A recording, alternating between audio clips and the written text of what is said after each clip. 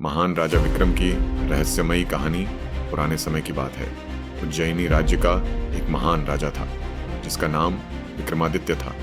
वह अपनी न्यायप्रियता और साहस के लिए पूरे राज्य में प्रसिद्ध थे। एक दिन दरबार में एक रहस्यमयी साधु आया और राजा को एक अद्भुत चुनौती दी। साधु ने राजा से कहा, हे राजन, क्या आप मेरे दिए हुए कार्य को पूरा कर सकते हैं? यदि आप सफल हुए तो आपका नाम अमर हो जाएगा, लेकिन असफल होने पर आपकी जान को खतरा हो सकता है। राजा विक्रम ने साहस के साथ कहा, राजधर्म और प्रजा की भलाई के लिए मैं कोई भी जोखिम उठाने को तैयार हूँ। बताइए, मुझे क्या करना होगा?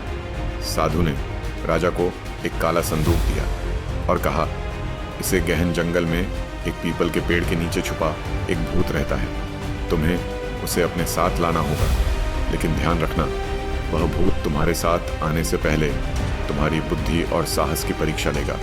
राजा ने बिना किसी डर के उस चुनौती को स्वीकार कर लिया। रात का समय था जब राजा ने तलवार और मशाल के साथ जंगल का रुख किया। जंगल में हर कदम पर सन्नाटा और रहस्यमयी आवाजें उनका पीछा कर रही थीं। जैसे ही राजा पीपल के पेड़ के पास पहुंचे, उन्होंने देखा कि वहां एक अजीब हड्डियों का ढेर पड़ा हुआ था।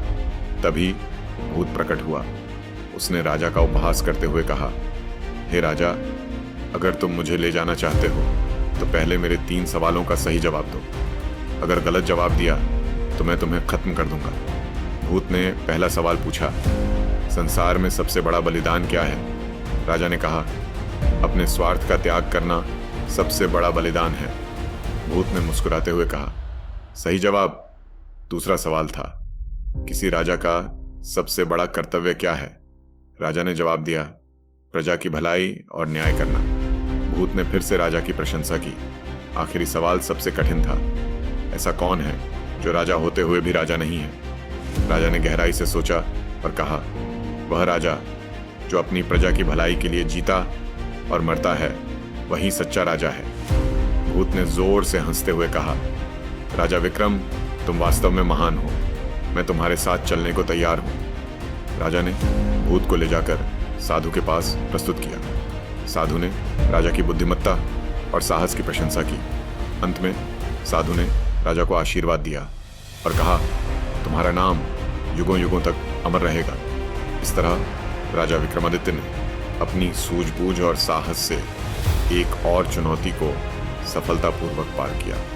उनकी कहानी आज भी हमें सिखाती है कि न्याय और निडरता ही सच्चे राजा की पहचान है।